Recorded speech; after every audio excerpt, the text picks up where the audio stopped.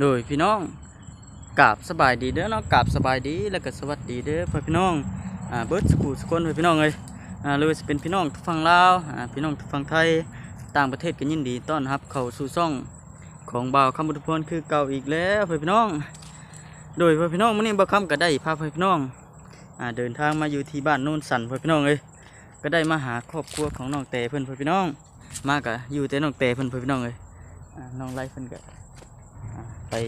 ปลูกอ้อยพ่อพี่น้องก็ได้มานำกัน3คนมื้อนี้ก็ได้มานำกันกับบ่าวจิตบ่าวแสนเพิ่นพ่อพี่น้องเลยโอ้มากะพาพ่อพี่น้องเข้าไปโอ้ไปล้มนำกันพ่อพี่น้องเลยก็คือสิได้เข้าไปพร้อมกันกับบ่าวจิตเพิ่นเพราะว่ามันก็ค่ำพอสมควรแล้วพ่อพี่น้องเลยเสียงแดดก็แย่หูแย่ตาในบัดนี่ก็โอเคพ่อพี่น้องเลยทั้งบ่ค่ำก็คือสิได้พาพ่อพี่น้องเข้าไปโอ้ล้มเข้าไปนั่งโอ้นั่งลมกับน้องเตเพิ่นพ่อพี่น้องเลยว่าสิเป็นจังไดเนาะแม่ง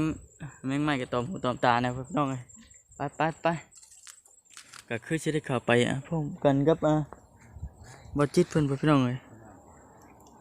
กล้องของบางกำจีสันเนี่ยเด้อพี่น้องเลยถ้า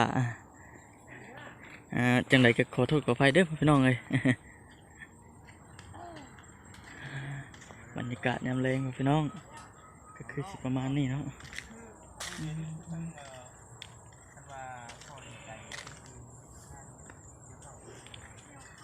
เพิ่นปลูกผักปลูกหญ้าพี่น้องเลย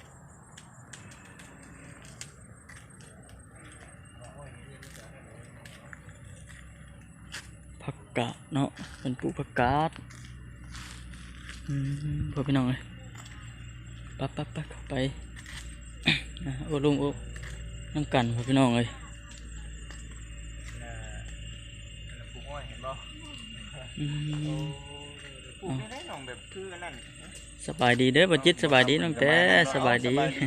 เนาะแม่นมาสารเนาะบ่ครับเนาะแม่นครับมาคุยกันด้วยนะมาคุยกันนี่แหละพี่น้องเอ้ยเพราะว่าบรรยากาศช่วงนี้ก็แบบค่ำๆแล้วเนาะดูก็เลยแบบวันที่เขามาทำไทยพร้อมกันนี่แหละแล้วก็สิพากันเมื่อเนาะมีแต่บาอยู่เฮือนนี่คือกินข้าวกินน้ำแหละ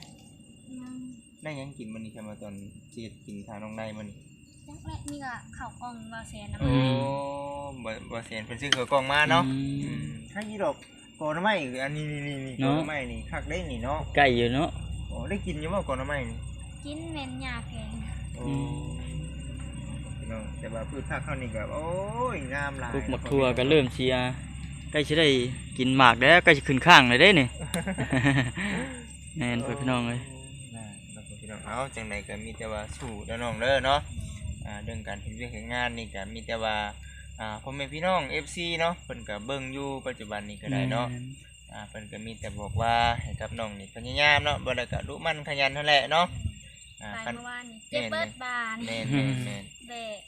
นั่นแหละคันเฮาบ่เฮ็ดบัดเฮาบ่ได้เนาะคันเฮาเมื่อยเฮาก็ได้หั่นนะมีแต่ว่าเฮาคิดเอาแบบนี้แหละบ่แม่นว่าจะบอกว่าสอนได้เนาะแนะนำพี่น้องเอ้ยแนะนำเนาะแนวใดมันดีเนาะก็เฮ็ดเอาแน่น้องเนาะทั้งเบิ่งมื้ออื่นก็สิได้ไปอีกถูกมั้ยไปปลูกอ้อยบ่วันเท่าไหร่ก็บัดไร่ละ60,000ไร่ละ60,000โอ้แบบได้ก็แบบว่าปลูกเบิดไร่นึงแน่เนาะโดยเขาแม่นว่าเฮาเมานี่6ไร่เฮาก็ต้องปลูกมันเบิดเฮาจังได้เงินหั่นนะ1ไร่นี่แบบอันน่ะปลูกประมาณจักชั่วโมงไร่นึงนะแม่พอชั่วโมงบ่พอบ่ปลูกแบบนั่งรถบ่ดิเด้โดยนั่งรถเฮาก็เพิ่นนั่งรถได้บ่จิตเด้รถปลูกอ้อยบ่คนก็นั่งอยู่นำรถเพิ่นนั่นเอาอ้อยเนาะหรือว่าแม่นเอาอ้อยขึ้นรถสอดดงบ่สอดดงมันก็มีโอ้ไปขอเพิ่นบ่หรือจังได๋ไปขอเพิ่นแบบว่าจ้างข่อยแน่แบบนี้บ่แม่นบ่เพิ่นมาจ้างเองโอ้ขนาดมีรถนี่ก็ยังจ้างคนงานได้นี่เนาะบ่เพราะว่าเพิ่นก็เป็นคนขับรถนะน้องก็เป็นคนป้อนอ้อยลงนั้นหญ้าแหละน้องก็เป็นผู้แบกอ้อยขึ้นรถแบบนั้นบ่ซั่นโอ้แบบว่าทางเจ้าของได้เพิ่นก็เป็นคนขับรถเนาะเพิ่นก็ยังได้จ้างคนต้องได้จ้างแบบว่าคนป้อนอ้อยแล้วก็เป็นคนปลูกแม่นบ่เป็นจังได๋ไฟติดแล้วบ่บัดนี้ จุไผเฮ็ดหยังนะ ถึงเขาเพิ่นว่าเนาะ ถึงเขาบ่ เนาะ เอาจังนั้น แม่นเอาจังนั้นจังหนึงก็ได้เนาะยังเว้นอยู่พี่น้องเอ้ย คำเบาเมื่อเด้ เออ ได้ยินว่าตกคุมตะพื้นดังน้องว่า แม่นพี่น้องเอ้ยเนาะจนคงทุกคงรถตะพึดตะพื้พี่น้องเอ้ย คด แม่นเอามื้อนี้ก็บ่ได้ว่าก็บ่ได้มานี่ก็เติมหนึงเด้ หลายมื้อ ยังอีก อยู่ ประ เด้ มาณ ไอ้ไล่จมหาอยู่ แม่นประมาณ ไอ้ไล่จมหามื้อนี้ผัดเห็นอีกแล้ว แม่น ดูนั่นกะโอ้ยเราอ่ะเป็นเขาเบาแสนว่าประหันกุมาเนาะ โดย แล้วแบบบื้อมาฮันเด้วะเรามาเลยวะ แม่ เอ้ากำลังจม แม่ก็พอดีว่ามีเวียงแน่น้องเอ๋ยเนาะไปบ้านนั่นแน่ไปบ้านนี่แน่หั่นนะวันนี้ก็มีโอกาสจังได้มาหั่นนะมีโอกาสจังได้มาหาหั่นนะก็สิได้เนาะพ่อพี่น้องเนาะบ่ถิ่มบ่ปะจังไดก็มีแต่ว่าเป็นกำลังใจให้กับครอบครัวของน้องนี่แหละมีแต่ว่าเบิดจากมื้อนี้ไปมื้ออื่นก็จะไปหมู่บ้านอื่นอีกหั่นนะไปเรื่อยๆน้องเอ๋ยเพราะว่า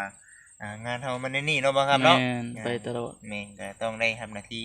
เป็นสะพานบุญให้กับผู้ใหญ่เพิ่นแต่ว่าทั้งน้องเองนี่ก็คือว่าเนาะสู้เด้อน้องเด้อเนาะตอนนี้ปัจจุบันนี้ก็มีแต่ว่าเป็นลูกน้องเขาเจ้าไปก่อนเนาะมีแต่ว่าหาอาชีพเฮ็ดก็คือได้เด้เนาะ แม่นได้แล้ว การนั่นน่ะปลูกมันนี่เด้เป็นอาชีพของเฮาแล้วนั่นก็ ยังไม่ได้ปลูก ยังบ่ทันปลูกบ่ของน้องน่ะ ยังถาคนตกปลูก โอ้เอาบัตรของทั้งแม่ย่าได้ซะ ปลูกแล้ว คือปลูกเนี่ยบ่ผม เพราะว่าดินเพิ่นซุ่มเด้ อันนี้ได้ โดนแบบดินน้องมันผัดแห้งมันเป็นดินแห้ง ดินแห่บ่ มันสิตกจิบ่ล่ะ ดินแห้งคนใช้เดือน พุ่นแล้วต้องปลูกยามนั้น มัน แม่น ตก บ่ ผาใหม่พุ่นแล้วเนาะ โอ้ปลูกคือกันได้นี่เนาะคือทั้งแม่ย่าเพิ่นปลูกปัจจุบันนี้เนาะแต่ว่าทั้งน้องไปปลูกเดือน3บัดก้นได้3บัด ก้นกับเดือน3 ฮอดขวบมันบ่ มันขวบ ขวบกับขวบมีแต่ว่าทั้งของอะไรแม่ย่านี่เพิ่นสิก้นก่อน ถ้าแบบว่าของแม่นี่เนาะเราปลูกนี่เดือน11เนาะ เดือน แล้วก็ก้นเดือน11 ขวบนะฮอดขวบก็ ปีกับปีเลยเนาะ แม่น โอ้เอาซะเนาะพี่น้องสิได้เนาะเฮ็ดอีหยังกับอันนั้นฮู้กับอันนั้นพี่น้องเอ้ยมีแต่ว่าปีหน้าเนาะ แม่ ปีหน้าจังไดก็สิพาผมมีพี่น้องมาอัปเดตอีกอยู่ได้เนาะยังสิมาเรื่อยๆอยู่ เป็นจังไดดิ แม่นแต่ว่ามื้อนี้มีทีมงานเฮามาหาอยู่บ่มื้อนี้ ก็คือไปทางอื่นนั่นแหละพี่น้องเอ้ยเพราะว่า หลายทาง แม่นไปหลายทางไปได้คิดแต่บอนพี่น้อง แม่น ก็มีแต่ว่ามื้อนี้ก็มีโอกาสได้ล่ะได้เข้ามาหา ได้มา คุณน้องไล่เพิ่นก็มาแล้วเนาะโอ้ยสบายดีไกลบ่เห็นได้มาพี่ได้เนาะพ่อพี่น้องพุ่นมาแล้วทั้งนั้นโอ้โดยเอา ทุก มา ใครบางซื่อ ไอ้ชื่อเป็นเพกเนาะให้กับแม่ย่าเพิ่นนำแน่นะแล้วก็อึบเอาน้องสบายดี สบายดีสบายดี เส้นนั่งเนาะเป็นจังได๋เมื่อยบ่นี่ฮะ มาเฮ็ดแต่เฮ็ดเวียกใหม่ๆมันมาเพื่อพี่น้องเลย ถือว่า เล่นเลยกับมีน้ำเขียว แม่นบ่ได้ซื้อน้ำก่อนมาน้องเอ้ยเนาะเอาถือว่ารถที่ว่าผู้ใหญ่เพิ่นซื้อให้นี่แบบบ่เสียเปล่าเนาะ ลุยบ้านลุยดงลุยไปเบัด ถือว่าคุ้มเลยพี่น้องเอ้ยเนาะที่ว่าผู้ใหญ่เพิ่นได้ซื้ ขี่ อ ไปเฮ็ดเวียกเฮ็ดงานเนาะ แม่นนี่เลยเนาะจริงว่าได้รถเนาะ ขี่ไปเฮ็ดเวียกเฮ็ดงานเฮา คันว่าไกลเติบบ่น้องนี่จากน้องไป ไกลแหละ ไกลอยู่เนาะอ๋อคันว่าเฮาบ่มีรถบัดยันได้หยุดอีกแล้วเนาะ แม่ไปย่างไปฮอด โอ้ ย่างเพื่อฮอดก็เมื่อยตัวเลยเนาะ กินน้ำกินท่าแล้วบ่กินน้ำก่อนก็ได้เด้อ น้ำก่อน กินมาก โอ้ใครอยู่ซะเนาะสำกินเนาะมาก็นั่งพูดด้วยพี่น้องเอ้ยนี่แหละเนาะเล่นใต้เล่นเหนือไปซุมื้อแม่นบ่น้อง ไปปลูกอ้อยนะครับบ่ได้ไปถาไปจน8 โมง มื้อนี้เด้อ สตาร์ทรถบ่ได้ มื้อนี้คือมาแต่เว้นใช่มั้ย ไปเกี่ยวไปค้นเขา โอ้คิดว่าไปปลูกอ้อยได้ บ่ได้ไปอันปลูกอ้อยแล้วก็ค้นเข่าแทน อ๋อ โอ้ หลายทางหลายแนวเฮ็ดเนาะ แต่ว่าช่วงนี้ยังมีพอเบี้ยเฮ็ดแน่เนาะช่วงนี้เนาะ จักหน่อยก็ตัดอ้อยได้บัดนี้ หน้าแรงเนาะ แหงร้าย หน้าแรงตัดอ้อยได้เพิ่น โอ้นั่นเองถ้าน้อยเนาะ แม่ เอ้าอดเอาเนาะสู้ๆซะเนาะไกลแต่บ่ซะอ้อยจังนี่ ก็ใกล้แน่นะแถวนี้ก็มีเบิดนี่ก็สวนอ้อยใกล้นะ โอ้โหพี่น้องเอ้ยบ่ต้องเป็นห่วงซะเนาะเรื่อง มีเวียกเฮ็ดอยู่เนาะ มีเวียกเฮ็ดอยู่มีแต่ว่าปัจจุบันนี้เนาะเฮาก็อดสู้ๆไปให้แน่เนาะคันว่าบ่เฮ็ดก็บ่ได้คือเว้าเลยเนาะพ่อพี่น้องเอ้ย เอ้าก็คือสิประมาณนี้แหละบ่คำเว้ย แม่น มีแต่ว่ามื้อนี้ทางน้องก็สิไปคือเก่าเนาะ โดยปลูกอ้อยทางนี้ ไปปลูกอ้อยทางน้องก็ไปปลูกอ้อยคือกันเนาะโอ้มีแต่ว่าเบิ่งเด้อเนาะไปก็ใส่แน่เนาะหมวกใส่กรุ๊บแน่มันแดดแน่หั้นนะน้องๆเอ้ย โอ้แม่ว่าบ่ใส่กะเพื่อคนอ้อยขึ้นรถแล้วกะเห็นหน้ากันย่านตื่น แม่นเอาก็คือสิประมาณนี้เนาะพี่น้องเอ้ยคือทางบุจิตเองเนาะก็คือสิได้ขอตัวจบคลิปนี่แหละมามื้อนี้ก็ก็บ่มีหยังมาพากมาต้อนทั้งน้องเพิ่นสองคนพี่น้องเอ้ยมีแต่น้ำมะนาวเขียวนี่แหละ เขียว มีแต่ว่าทั้งน้องเพิ่นก็ไปเฮ็ดเวียกซุมื้ออยู่ก็วันเท่าไหร่ก็เพิ่นให้ก็น้อง มันหาสิ ถ้าไปปลูกอ้อยกัน มัน60 ไร่หนึ่งนะไร่หนึ่ง60 โอ้ได้ เขาปลูกได้ คือกันเนาะ แม่น น้องเพิ่นเว้าได้พี่น้องเอ้ยผมกินดีเนาะคือกันนี่เนาะ หลายไร่ก็คือได้หลายนะ ถ้าแม่ว่าเฮาเมาถ้าแม่ว่าเฮาเมาเนาะถ้าแม่ว่าบ่แล้วเฮาก็บ่ได้เงิน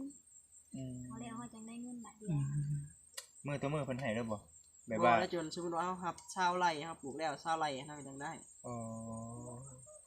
โดยเอาจังได๋ก็สู้เด้อน้องเด้อเนาะพ่อแม่พี่น้อง FC เนาะปัจจุบันนี้เพิ่นค่อยเบิ่งเพิ่นค่อยชมอยู่เดี๋ยว แม่ นี้นะ น มีแต่ว่าให้กับน้องนี่ดุมันขยันสู้ต่อไปเนาะเกียรติขันบ่ได้เด้อน้องเด้อเนาะชีวิตของทางบ่ได้ก็อนาคตของเฮายังไกลเนาะน้องเนาะยังสิได้เติบใหญ่ขยายตัวไปเรื่อยๆอยู่ จังสิว่าจังไดเอ้าจังไดก็ฮักเพลงได้จังเว้าเนาะน้องเนาะโอเคเป็นเงินจำนวน50,000น้องเอ้ยโอเคบ่ได้ซื้อน้ำซื้อในให้กินกันแต่เฮ็ดเวียกเด้อโอเคเอาสู้ๆเด้อน้องโอเคส ดี บาย แห้งเด้อสบายดีสบายดี เอาเนาะพ่อพี่น้องก็คือ จ้ะ สิ คือสิประมาณนี้ครับพี่น้อง เนาะ มื้อหน้าก็คือสิได้มาเยี่ยมมายามน้องเพิ่นคือเก่าน่ะพ่อพี่น้องเอ้ยโอ้บรรยากาศช่วงค่อยคำลงแรงพ่อพี่น้องเอ้ยก็สีเด็ดๆแย่หูแย่ตาในจังหน่อยหนึงอันจังใดก็ต้องกราบขอบคุณคุณพ่อพี่น้องเบิดสุขุทุกคนเนาะที่เข้ามากดติดตามรับชมคลิปของบ่คำแล้วก็บ่คำโฆษณาของบ่คำเนาะท่านี้เนาะบ่คำก็ขอให้พ่อพี่น้องอยู่ดีมีแฮงเบิดสุขุทุกคนเด้อเนาะปรารถนาสิ่งใดก็ขอให้ได้ดังใจปรารถนาพ่อพี่น้องเอ้ยท่านี้เนาะบ่คำก็ขอให้พ่อพี่น้องอยู่ดีมีแฮงเบิดสุขุทุกคนเด้อเนาะบ่คำก็ขอกล่าวคำว่าสบายดีพ่อพี่น้องบ๊ายบาย